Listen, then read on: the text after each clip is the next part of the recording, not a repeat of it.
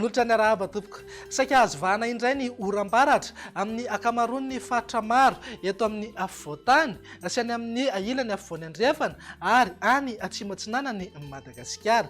Raha mahakasika ny maripana indray tsy misy fiovana misongadina fa saika afana sy any evikevoka hatrany aloha manerana ny nosy. Mivinany toetry ny andro ho amin'ny rampitso maraina raha jerena amin'ny antsipriany dia andrahoana amin'ny voamaraina fa isava miandalany ihany rehefa misandratra andro any amin'ny faritra avaratra andrefana sy ho an'ny afovoantany ary any atsimo-atsinanany Madagasikara any. Andrahoana na andrahoana mitsitokotoko kosa ny faritra hafa mety hibahan toerana kokoa azy Ngambembasoandro zao any amin'ny tapany atsimon'ny nosy. Raha ny tolakandro kosa indray dia azo oram-baratra ny any amin'ny manodidina amin'ny faritry Melaky torak'izay ihany koa ny any Betsiboka, Bongolava, Itasy, Analamanga, Vakinankaratra, Moromani, ny ilany atsinanana Matsiatrambony, Mihitatra, hatrany Ivadivavy, Fitovinany ary Atsimo-Atsinanana. Mety ahazorana tandrifindrahona arankotroka indraindray ihany koa ny any amin'ny manodidina ny Samborano. Ny faritra hafa dia ifandimby eo ny rahona sy ny masoandro. Raha ny vinany maripana indray manodidina eo amin'ny 20 hatramin'ny 20 degré zao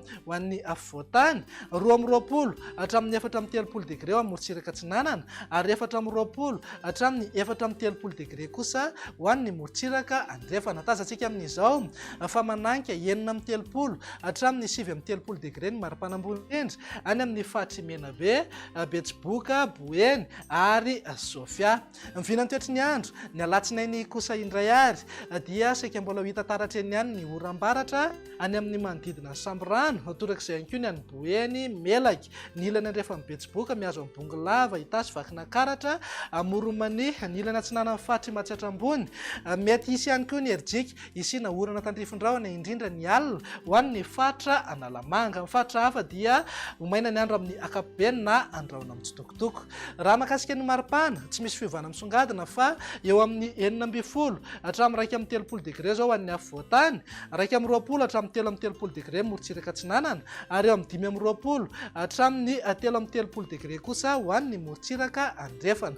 Any amin'ny faritry Diana, Boeny, Betsiboka ary Menabe imo dia eo amin'ny 30 hatramin'ny 730 degré ny maripana ambony indrindra. Andao faranana ny vinany toetry ny andro ny talata ary izay ny voamaraina dia andrahoana na andrahoana mitsitokotoko ny morontsiraka atsinanan'ny Madagasikara isava miandalana ihany moa zay rehefa misandratra andro. Ny faritra hafa kosa dia homaina ny andro amin'ny ankapobeny fa amin'ny fiafaran'ny tolakandro na ny alina dia hiverina andrahoana mety isy any erijika isina orana tandrifindrahona indraindray any amin'ny ilany andrefa ny afovoantany sy ny tapany atsimony Madagasikara iny.